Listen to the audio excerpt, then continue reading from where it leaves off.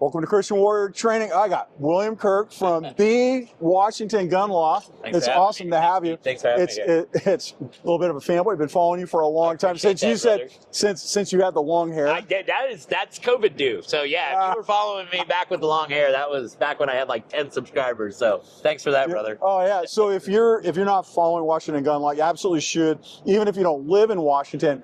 Great information, man. I mean, phenomenal stuff. I follow you for the information.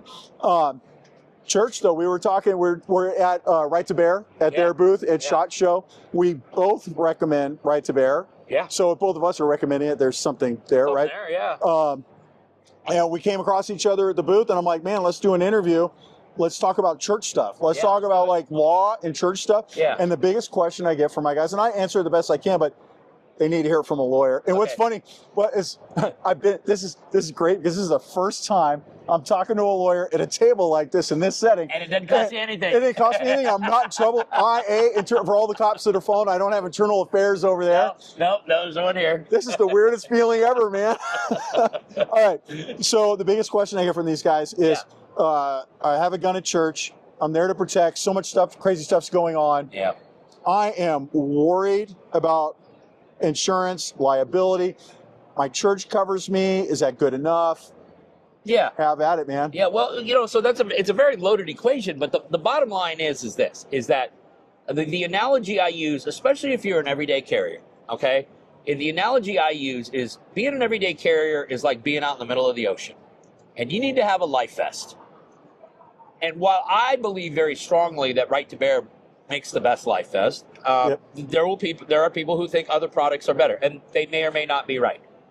But what I need everyone to have a life vest on, okay? And what people who are doing church security need to understand is that I know your church is going to say they're going to protect you, and they certainly want to, but most churches don't have really deep pockets. These things can become incredibly cost prohibitive, and there's a possibility that as much as the church may want to help you, they may not have the financial means to do so. Okay. They will also oftentimes say, well, we're going to cover you, but they will think like, we're going to cover them when it's just obvious to everybody that this was a lawful pull of the trigger. Unfortunately, if it was that clear, there wouldn't be guys like me, right? We wouldn't have jobs. Because once we get these things into courtrooms and the emotion gets involved and the facts start getting clouded, you never know. And I've seen people that I thought had a very good, legitimate self-defense claim. Some other evidence comes out, and then you've seen their insurance carrier or whoever's covering them just basically say, well, we're out. You know, and that's like the life vest that just decides, well, it's just going to come off of you when you're floating in the middle of the ocean. And that's the thing. The other thing that people need to understand about insurance coverage in general when it comes to self-defense situations is insurance coverage usually covers you for negligent acts. You screw up and do something. You have an accidental discharge or something like that. That's what insurance normally covers you. When you intentionally engage with an attacker and you intentionally pull a trigger or you intentionally use force, that is, by definition, an intentional act, which means your insurance policies are not covering you. Your typical insurance policies are not covering you at all. Which means, so when the church is saying, hey, we're going to cover you, they may have a big umbrella policy where if you accidentally drop hot water on somebody in a negligent act, you're covered. But what happens when you engage in that intentional? I intentionally shot that person. Might be a complete lawful justification for it, but the act upon which you're being sued over is an intentional act. And that's where insurance companies get really skittish about stuff. Yeah, absolutely. So we recommend, I think we both have said the same thing. I've been in this position before where I'm in trouble and the city goes, oh, we're going to, being a police officer, we'll provide you with an attorney. Awesome. You're looking out for the interests of the city, not me. That's right. Right? And so it's like when you get in a car accident and the insurance company tells you we're gonna get you an attorney. That attorney's looking out for the insurance company. They're not looking out for the insured. Exactly. And so my attorney was Mike Raines. I would call Mike Raines up if you're in law enforcement in California. If you're in California and you need an attorney for self-defense, Mike Raines at Raines Lucia over there in Pleasant Hill. He represents all the cops and all the good stuff. Well, he's got to be doing something right. They're all going to him. Oh, exactly. And go find that attorney. If you're in Washington, there's a guy. Hopefully Idaho. pretty soon. Yeah. The way Washington's going, y'all may turn on YouTube pretty soon to see the channel's called Idaho Gun Law. Yeah. That would be wonderful. I would love that. Then I have a new attorney to go to. There you right? go. There you go. And Mike Raines would come in. We sit just like this, and the city attorney would be over there. But Mike Raines has my back, or William Kirk has my back, or whoever. I feel comfortable having you here because I know you're looking out for me. Right. And I feel good, and I know that there's somebody fighting for me.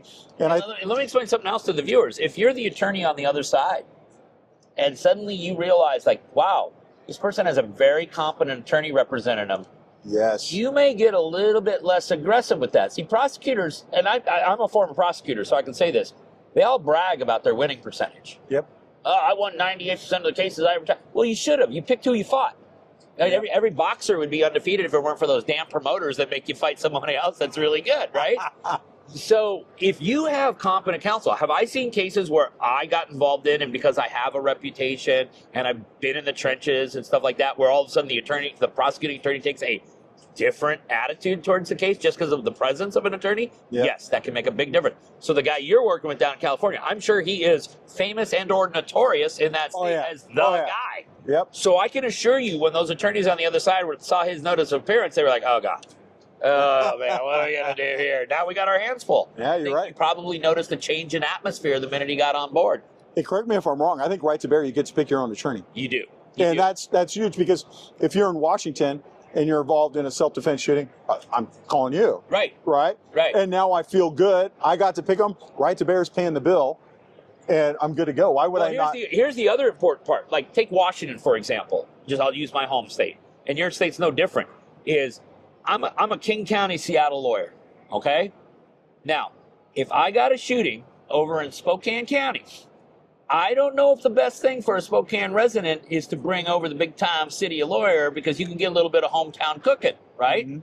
But with the way Right to Bear's program is set up is great.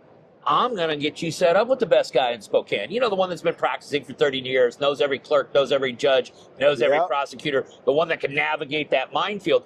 Because even though that attorney may not have as well-known name, they're going to be more effective at representing you. And ultimately, it's the result that matters, right? Yep. And so with Right to Bear, what they typically do, your state, there's a big difference between northern Idaho and those that live in Boise. And if you're an attorney that practices in Coeur d'Alene all the time and you go down to Boise, they might be like, what are you doing down here, right? And you don't. Boise sure ain't going to go up to Coeur d'Alene. Boise doesn't want to go up there, right? Yeah. So I was with another carrier that will remain nameless, but there was a attorney for that state. Okay, now if you're in Rhode Island, that works pretty good, probably. Yeah. California, think about that. Yeah. Right? Yeah, Northern California and Southern California are like separate countries. Yeah, I was a cop in Northern California. Yeah, so you know the drill. Yeah. And that's a big state. Oh, it's that huge. is a huge, 58 counties, I believe. Yeah, in the state 58 of counties, 40 million people. You like that? I know that. Yeah, good job, dude. Like that? Yeah. It's funny. My brain is full of worthless information. Don't blame me in Trivia Pursuit. I'll kill you. But, I know everything about every communist state ever. Yeah. Except here's the other thing you need to know: they're all getting worse. They are absolutely. And let's roll into you shot somebody. Yeah. And it's fresh. Yeah. Cops just got there. Well, let's go back before the cops even get there. Okay. So this is, I actually have traveled around the country and spoken on this because I don't believe that this is unique to any particular state, okay? And what I want your viewers to understand is what happens in the minutes immediately following you shooting someone not only is going to make the difference between whether or not you have a defense, it can actually make the difference whether or not you live or die. Yep. Okay. And so the kind of, you want me to kind of go through what I advise people to do? Absolutely. All right. They've heard it from me, but I think it's good to hear from a lawyer too, because they're hearing from me as a cop. I mean, I'll show up and I'm like, I honestly have told people before, like, dude, before everybody gets here, shut up. Shut up. Here's Mike Raines' phone number. Yeah, shut up. Well, because as former law enforcement, and I've heard this from many other law enforcement officers, they will tell you that every person I successfully prosecuted was either because I saw him commit the crime, somebody else saw him commit the crime, or they admitted to me they did. Yep. Right? Yep. And so let's take one of those three off the table right away. Okay, so, and I like doing this with law enforcement because the first thing I want everyone to understand is this, is that even though we hold law enforcement to an incredibly high standard, and I don't have a problem with that, we sometimes fail to remember that they're human beings like the rest of us, Absolutely. okay? Which means when they go to work, just like all of you, when you go to work, all you want to do is come home to your family at the end of the night. That's all you want. Yep. And so when that call comes out, hey, we got a shooting in progress, what do you suppose the emotional state is of every single officer when they get to that scene? Even the ones that have been doing this for, this old hat, been doing it for 30 years. You don't know what you're getting yourself into. Is this an active? Is this my last day on the job? What's going to happen? And so as the person who has now pulled the trigger, you need to be aware that they are going to be arriving very hot and in a very heightened emotional state. And they are looking to preserve their own life, which they absolutely have the right to do. So what you do in those minutes when they first have contact with you could mean the difference between life and death as well as having a defense. But the hypothetical I always use is this. The hypothetical we'll operate on today is you have been encountered with a person who placed you in imminent threat of death or serious bodily injury. There's no doubt about it. You had absolute right to use lethal force. You have pulled the trigger, and the threat now has been stopped. The gun is still warm in your hand and smoking. What do we do then, right? That's where we're at. Okay.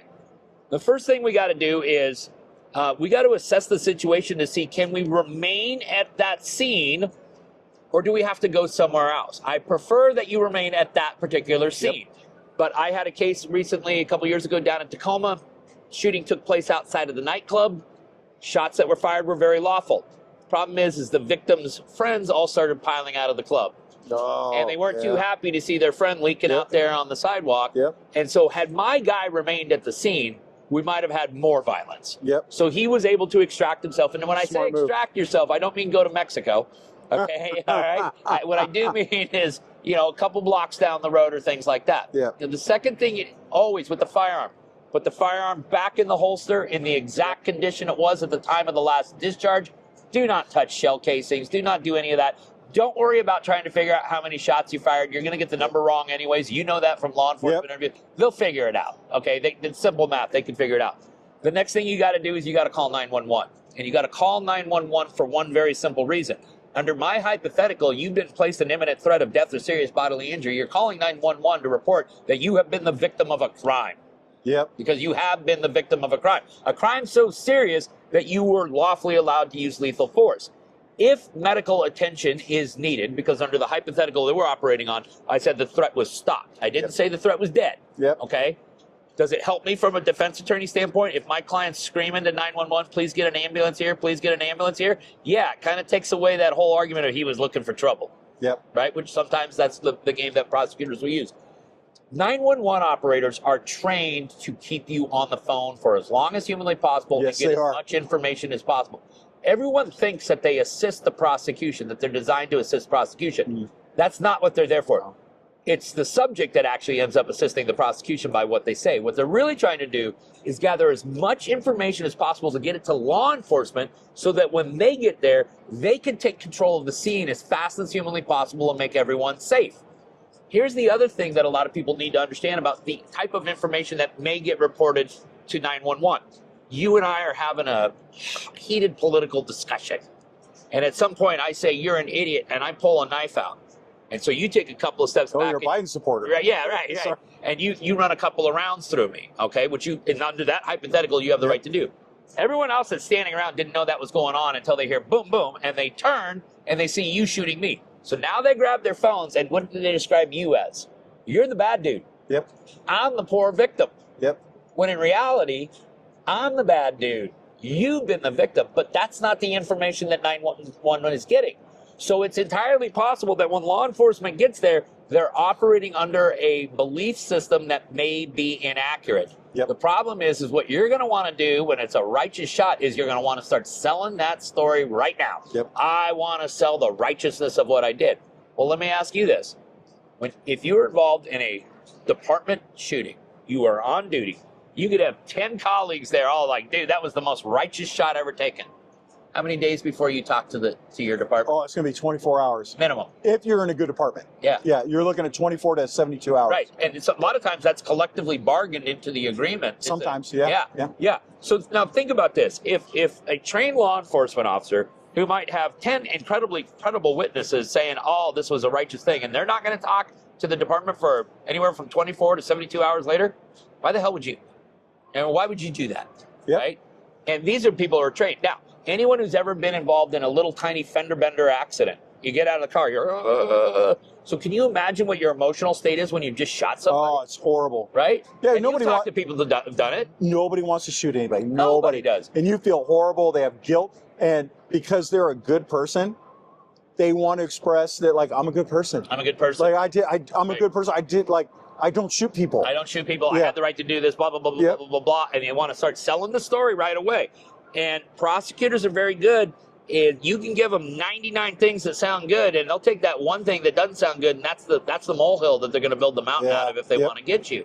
So, again, tell them who, this is my name, this is where I'm at, I've been the victim of a crime, you can find me at this location, we need medical assistance right away. And at that point, you can hang up. You can hang up. They're going to play the whole, hey, stay on the phone with me, stay on the phone with me. There's no reason to stay on the phone with them, right? You've given them the essential information that they need to respond with the services that they need to respond with at that point. So we talked about this earlier. Yeah. My favorite saying in the world, no good can come from talking to the police, even if you are the police. Yeah. You just got to shut up. Yeah. Well, I can teach Miranda to all you guys in 5 seconds. Here's what it starts with: you have the right to remain silent, and the rest of it's just whatever. That's all you need to know. Shut up. Shut up, okay? Because what happens then, and this is where having the benefit of whether it's right to bear or that life vest that I talked about. I have had these situations where literally the person is in the back of a patrol car. Because as you know, you're going to secure the scene.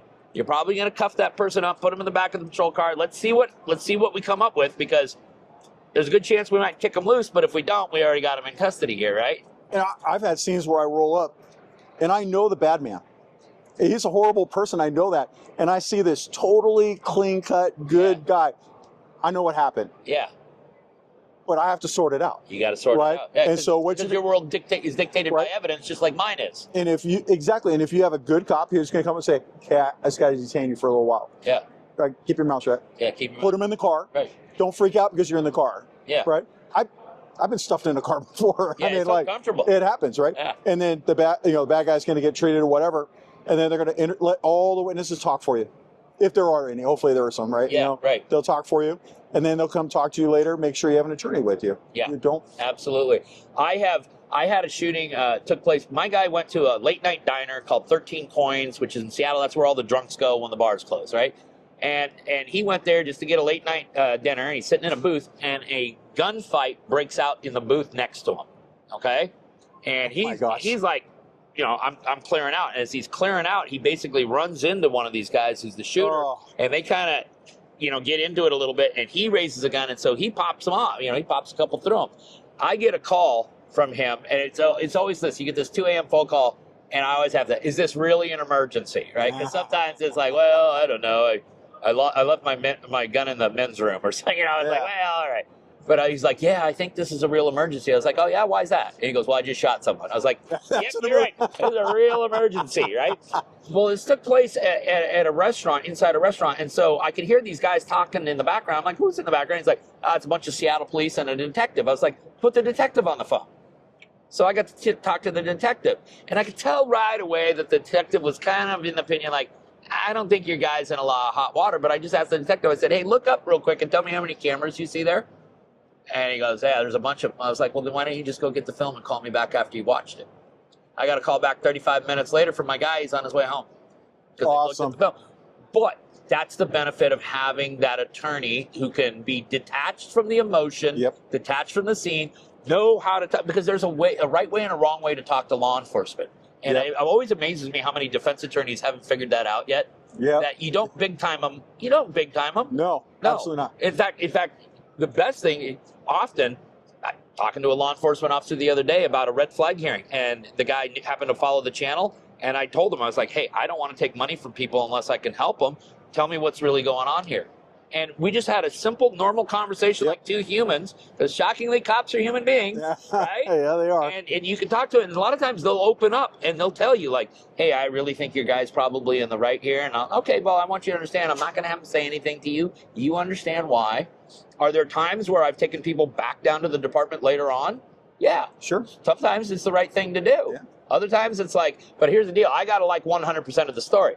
Because if I only like 80% of the story, The problem is you sit down with the detective, and in about 2 seconds, they figure out 20% you're not telling them, and they're going to go right there because they are trained at what they do. So I got to like 100% of the story before we're going to sit down and talk to somebody. And when you talk to your attorney, make sure you tell them the whole story, even if it's embarrassing, even if like, you know, I mean, some people were doing some very bad things, you know, like might have been with, I don't know, it sounds silly, but like been with a prostitute. Oh, yeah. Could have been, you know, smoking weed or doing whatever. You got another woman in the car that's not Mrs. So-and-so. That kind of stuff happens, you know. And that doesn't, we talked about one earlier where it was an off-duty police officer was intoxicated. It was attacked by a gang member. They tried to rob him. Had a background with him. I remember the story. And I knew this. And I knew him. And the minute I rolled up, I knew I got this decorated gang detective. And I got this gang member that I know has probably killed somebody before, but we couldn't prove it. And he's dying right there. And it's like, I know exactly what happened. Yeah. You know, and the whole thing is like, just make sure you tell the truth. Yes, I've been drinking. Yes, I'm probably drunk. I think I'm drunk. To your attorney, not to the cops, right? But say it to your attorney so he can best protect you, right? Absolutely, absolutely. I think the other thing that people need to understand then is that's what you've done before law enforcement gets there. Now we got to talk also about what happens when law enforcement gets there. Okay? And so the first thing is when law enforcement gets there, understand they may be relying on information that is inaccurate, but that's what's been reported to them, and they're going to take it at face value. The first thing they have to do is disarm you. And every department has a very particular way of disarming a person, and it may be tantamount to a formal arrest. Do not resist, obstruct, hinder, delay, play games, anything. It is a great way to get yourself shot. In my hypothetical, I'd always said, put the firearm back in the holster in the exact condition it was in. I carry right appendix. In my situation, I would walk up to a law enforcement officer with my hands above my head, like here, and I'd be like, hey, I'm the one that called 911. First question they're going to ask me is, are you armed? And I'm going to be like, yeah, it's right down here, right appendix. Not going to go down there and read, hey, check it out, right? Here it is. Yeah, here it is, right? Not going to do any of that. And at that point, they're going to start ordering me to maybe get on the ground, get on my knees, lay down, whatever. You just got to play along. Play along, okay? Again, if you really had a righteous shot, there you got nothing to hide. There's no reason to be obstructing law enforcement. Let them get you disarmed. You'll be fine. Yeah. At that point, they're going to take you into quasi-custody. They're going to detain you. It could be tantamount to an arrest while they try to figure things out. There's always, pardon me here, but there's always that good cop that's going to come by and like, hey, Keith, you know, I'm talking with the boys, and we got a couple witnesses over there, and, you know, we kind of think this is probably a pretty good shot. Hey, why don't you just fill out a written statement for me here real quick, and we'll maybe get you home. There's more than one that will do that. Yeah. And as tempting as it is, as inviting as it is, don't do it. Don't do it at all. Might you be arrested? Yeah, you might be arrested and taken into custody. Again, if you got an attorney on speed dial, they can make arrangements for bail and things like that. A lot of times people can only be held up to about 72 hours. I don't know, right? And in 72 hours, I've had guys held for 72 hours, and the prosecutor's like, I don't know, I think we got a pretty good self-defense claim here. They get sprung loose. So my recommendation to you guys, too, is like, look, if you're in Washington, obviously, call over here. Northern California, call Mike Raines out of the San Francisco Bay Area. But then the next question is like, who do I call for an attorney? What I recommend people do is call their local FOP, Fraternal Order of Police. Who do you guys use as an attorney? Because I can guarantee you they did all the homework on who they were going to call. Right? Yeah. You know, the best recommendation you can ever get for a defense attorney is the one the police give. Because if a police officer is giving a recommendation of an attorney, not only do they recognize that they're incredibly effective at what they do, but they do it in a manner with an attitude that makes it acceptable to law enforcement as well, right? Because like when I used to teach young lawyers cross-examination, they all think that the trick is you go in there and you strap a detonator to the witness and you blow them up and you're like, well, look what I did, right? And it's like, well, that's great, except you didn't get any evidence. And I'd much rather sit down, hey, officer, how you doing today? Let's you and I have a little conversation. I'm going to be cool. If you give me everything I can get out of you, hey, I'll get you out of here in 10 minutes, you know? So you were a DUI lawyer. I was at one point. So I was a DRE instructor. A DRE instructor, yeah. So, you know, and so, I got to tell you, like, I knew the exact lawyer I would call if family or friend was arrested for DUI.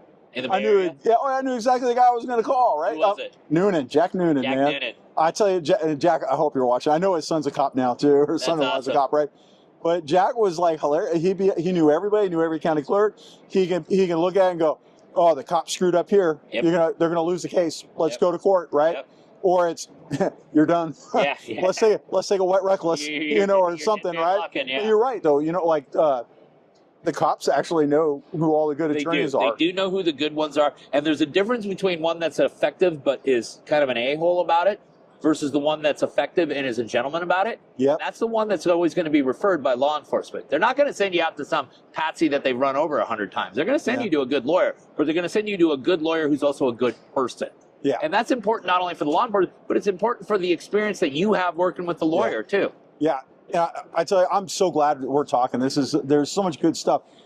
Big question before we close all this out. The super big question. Carrying a gun in prohibited places. Like, you got a church that's co-located with a school. Yeah. And stuff like that. And so I just got into I was just talking to a gentleman. He's in California. The school's upstairs. We're downstairs. Doesn't matter, man. You're like, building. You're right there. Well, how can I get around this? You're not. And you're like, well, no, tell me what law. Well, the law's right here, penal code. Well, I think there's an out right here. There's not an out. You just can't do it. To have an out. And so, I get tons of questions from viewers. How can I get around this? What does it really mean? Can you help them out a little bit? Yeah. Okay. So first of all, I personally have zero issues with anyone carrying in a house of worship. I have zero issues with anyone carrying anywhere for that matter.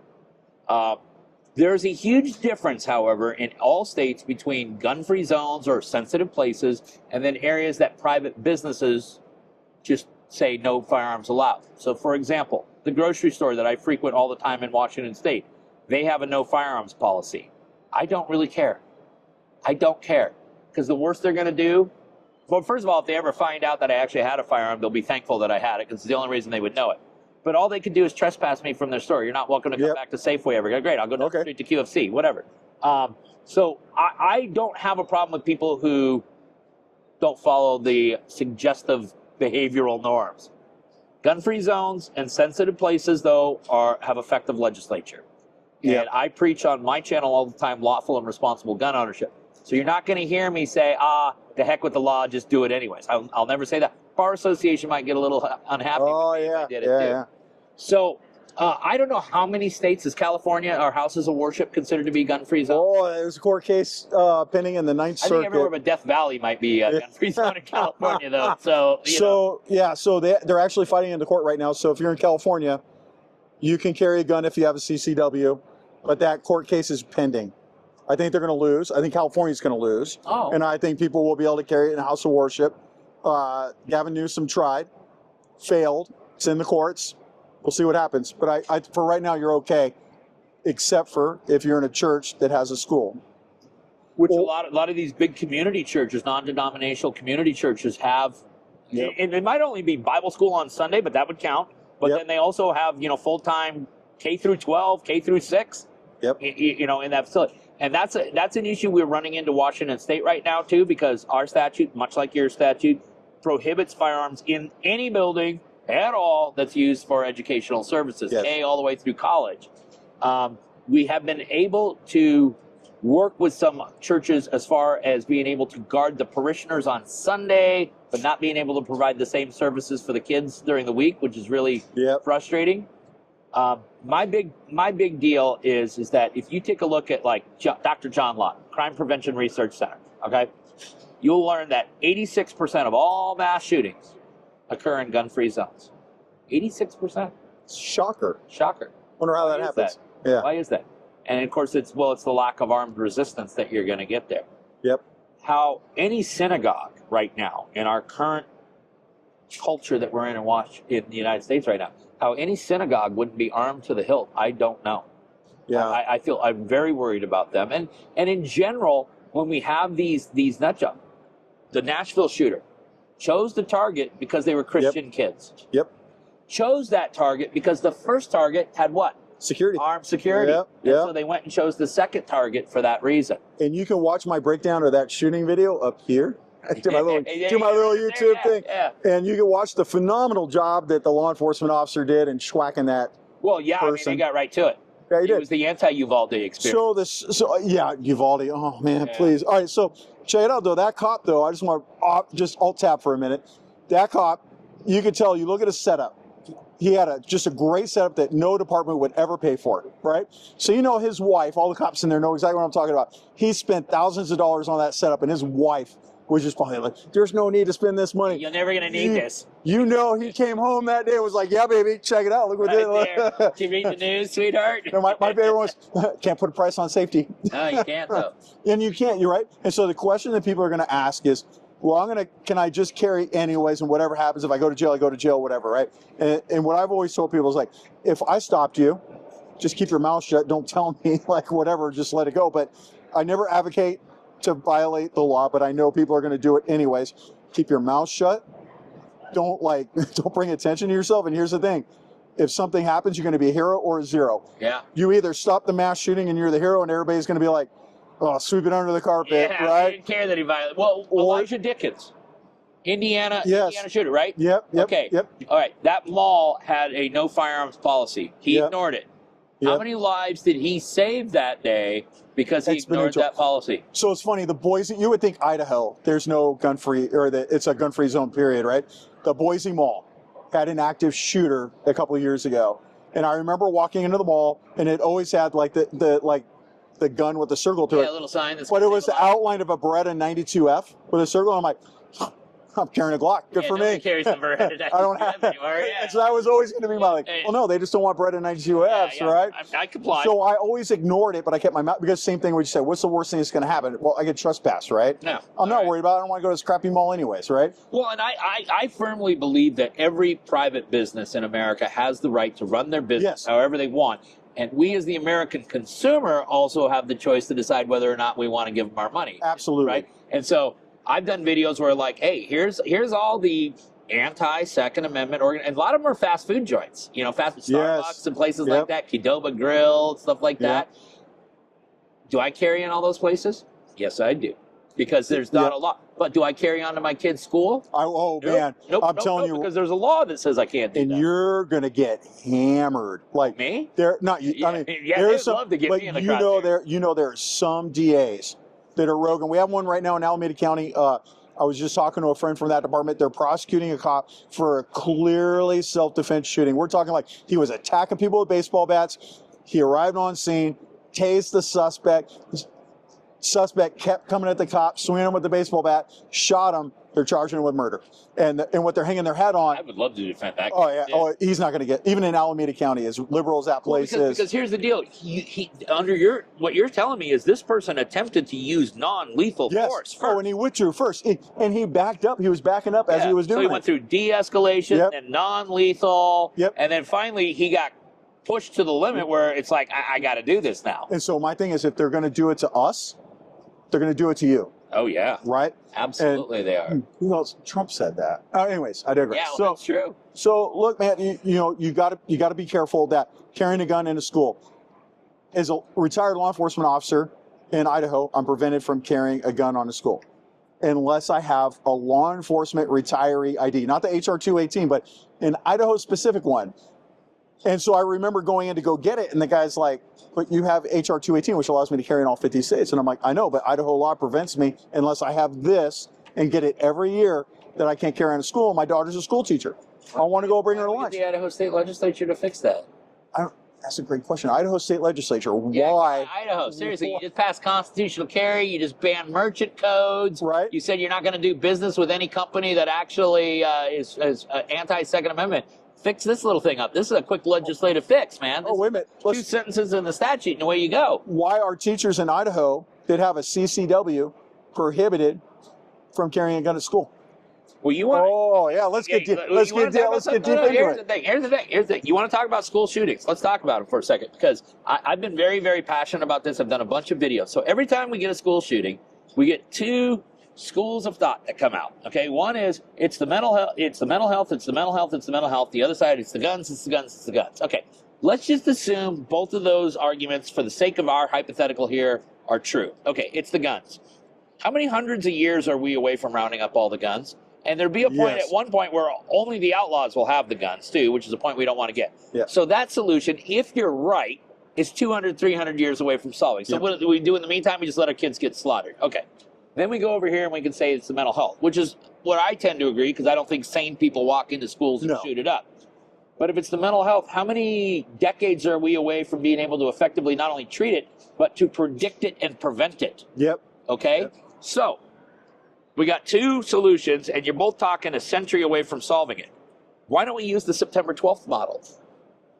You know what I mean by the September 12th model? Right? On September 11th, a bunch of people hijacked airplanes and flew them into buildings. As of September 12th, we locked down our airports to the point where no one is ever going to hijack a plane in the United States. And we did it with those morons working at TSA, right? I've always said you can take 30 TSA agents, get rid of them, put 5 Marines in the same military, in the security checkpoint, and everything's fine.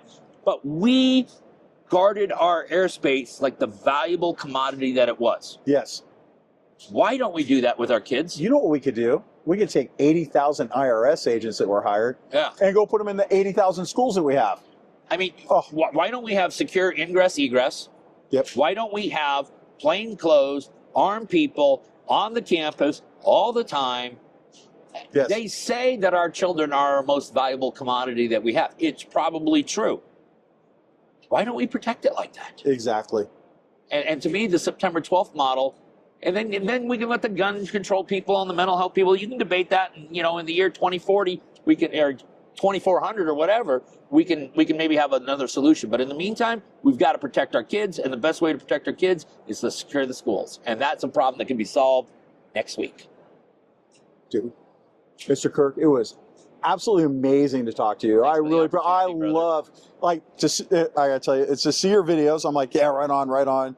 But actually to sit here and talk to you and have off-camera talks, and it's been wonderful, man. You're as genuine in person as you are online. Thank you. Thank you for protecting the Second Amendment. Well, Thank you for protecting us. And listen, what these guys are doing, listen, every American has the right to practice whatever religion they want, and they have the right to practice it with as much peace and sanctity as humanity will allow them. I applaud you guys for what you're doing. Thank you. Because the Second Amendment is for everybody, and it's meant to protect everybody and every bit of ideals and belief systems. So I don't care what religion you practice, you absolutely positively have the right to do it with as much peace and sanctity as there is humanly possible. And it's organizations like you that are making that possible. So good on you guys. Thank you, sir. I appreciate that. All right. Hopefully we'll have you back maybe next year at SHOT Show again. Let's do it. Yeah. Thank you, brother. Thank you. I appreciate it. Thank you.